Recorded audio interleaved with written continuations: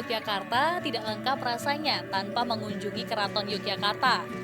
Lanskap ini adalah salah satu yang paling dicari, melihat pagelaran beserta alun-alun utara sebagai fasad utama Keraton Yogyakarta.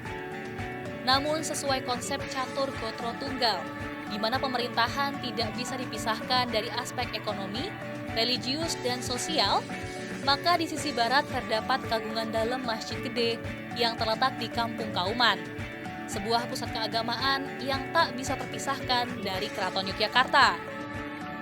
Kagungan Dalem Masjid Gede didirikan pada hari Ahad Wage 29 Mei 1773 Masehi atau 6 Rabiul Akhir 1187 Hijriah atau tahun Alif 1699 Jawa. Pendirian tersebut ditandai dengan Condro Sengkolo yang berbunyi Gapura Trus Winayang Jalmo. Sengkalan tersebut tertulis pada prasasti di serambi masjid. Arsitektur dan interior Kagungan Dalem Masjid Gede banyak menjadi perhatian karena berbeda dengan masjid-masjid pada umumnya. Kabarnya, arsitektur masjid tersebut terinspirasi dari gaya Masjid Demak. Karakteristik dari masjid ini adalah keberadaan 4 pilar utama atau dikenal dengan Soko Guru dengan atap berbentuk tajuk lambang teplo. Tajuk lambang teplo adalah bentuk atap bersusun 3 yang secara filosofis menggambarkan tahapan dalam menekuni ilmu tasawuf, yaitu syariat, tariqat, dan ma'rifat. 3 tingkat pada atap tersebut juga dapat dimaknai sebagai iman, Islam, dan ihsan. Sebagai ciri bahwa masjid ini milik sultan, maka di puncak atap dipasang hiasan mahkota berbentuk bunga yang disebut sebagai mustoko. Mustoko pada puncak-puncak masjid milik sultan merupakan sterilisasi dari bentuk godong, daun kluweh, dan bunga gambir. Godong atau gada melambangkan keesaan Allah. Daun kluweh mengarah pada kata linueh atau lebih, yaitu manusia akan memiliki kelebihan jika telah melewati 3 tahapan ilmu tasawuf, sedang bunga gambir melambangkan keharuman yang menebar. Namun ternyata ada masjid gede lain yang memiliki struktur serupa dan terletak di sisi tenggara Yogyakarta. Mari kita melewati mesin waktu menuju era Kerajaan Mataram Islam. Selamat datang di Kota Gede, ibu kota Kerajaan Mataram Islam, cikal bakal Kasultanan Yogyakarta dan Kasunanan Surakarta. Sehingga bisa disebut pula bahwa Kota Gede adalah kota tuanya Yogyakarta. Hingga saat ini peninggalan Mataram Islam di Kota Gede masih bisa dinikmati. Masih mengikuti konsep catur gotro tunggal, pasar Kota Gede sebagai pusat ekonomi masih eksis di masyarakat. Begitupun Masjid Gede Kota Gede, sekaligus area makam Raja-Raja Mataram Kota Gede sebagai pusat kegiatan religiusnya. Usai Mataram Islam berpindah dari Kota Gede menuju Pleret, lalu Kartosuro hingga akhirnya terpecah menjadi Kasultanan Yogyakarta dan Kasunanan Surakarta dengan perjanjian Giyanti, tentunya berbagai perubahan zaman membuat Kota Gede mengalami perkembangan. Saat ini Kota Gede berkembang menjadi kota warisan budaya. Kota Gede juga menjadi kota yang menawan dengan lorong-lorong dan berbagai bangunannya yang unik.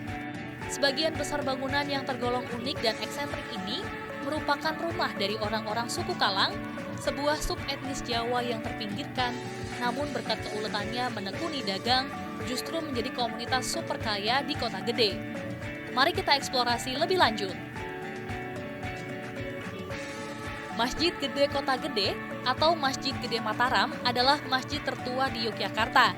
Masjid ini dibangun di zaman Kerajaan Mataram Islam pada tahun 1640 oleh Sultan Agung bersama-sama dengan masyarakat setempat yang umumnya beragama Hindu dan Buddha. Sehingga, berbeda dengan masjid pada umumnya, gapura depan masjid menyerupai tempat peribadatan umat Hindu atau Buddha. Ada yang menyebut bentuk gapura tersebut ini sebagai rana atau kelir. Di bagian depan komplek masjid ada sebuah prasasti berbentuk bujur sangkar yang di atasnya terdapat lambang Kasunanan Surakarta yang menyebutkan bahwa pembangunan masjid dilakukan 2 tahap. Tahap pertama dilakukan pada masa Sultan Agung, yaitu pembangunan inti masjid berukuran kecil yang disebut langgar. Tahap kedua dilaksanakan oleh Raja Kasunanan Surakarta, Pakubuwono X, di mana pada bagian tiang Pakubuwono X memakai besi sebagai tiang masjid. Secara keseluruhan, bangunan masjid berbentuk limasan yang terbagi menjadi 2, inti dan serambi. Memasuki ruang utama masjid akan terasa betul betapa kunonya masjid ini. Bangunan menyerupai joglo dengan tiang penyangga dari kayu jati adalah salah satunya. Mimbar imam dari kayu ukir yang merupakan hadiah dari Sultan Palembang kepada Sultan Agung juga terkesan klasik. Berjalan mengitari masjid, maka akan ditemukan perbedaan tembok di sebelah kiri halaman masjid, di mana tembok kiri tersusun atas batu bata merah dan terdapat batu marmer bertuliskan kalimat dalam aksara Jawa yang ternyata dibangun pada masa Sultan Agung menggunakan air aren yang dapat membantu sebagai perekatnya sehingga tembok lebih kuat.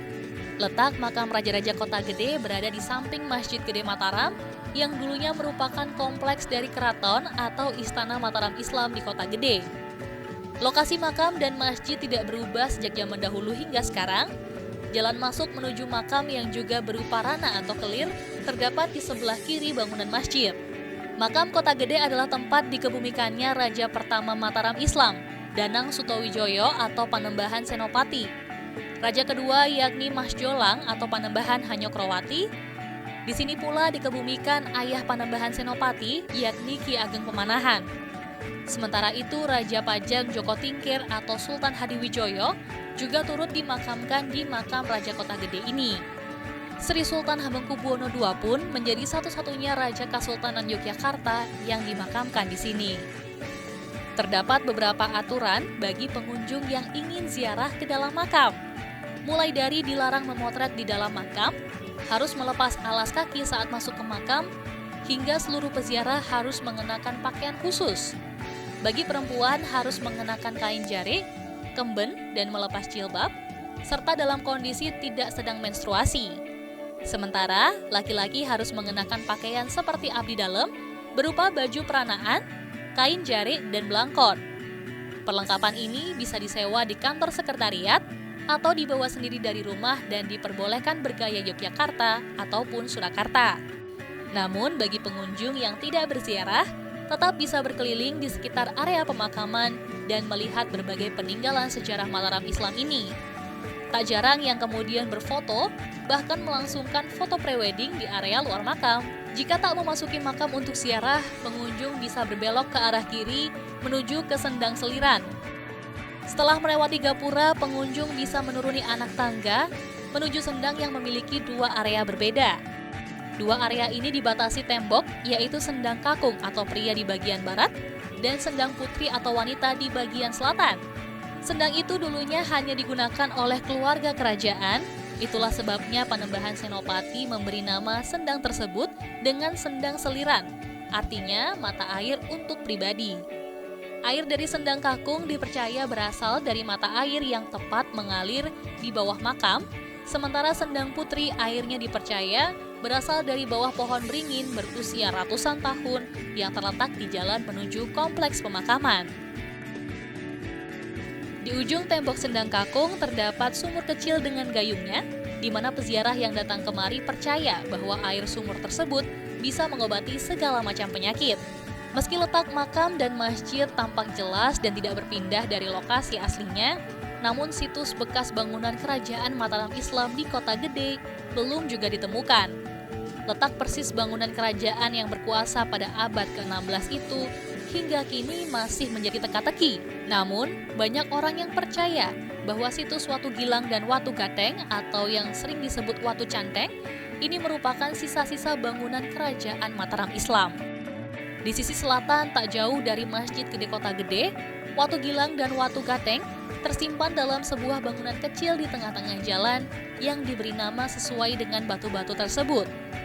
Watu Gilang yang dipercaya orang sebagai palenggahan dalam atau tahta Raja-Raja Mataram Islam berupa papan batu berwarna hitam legam, namun adanya prasasti dalam berbagai bahasa di sisi atas batu ini justru memunculkan pertanyaan terkait fungsi sesungguhnya dari Watu Gilang.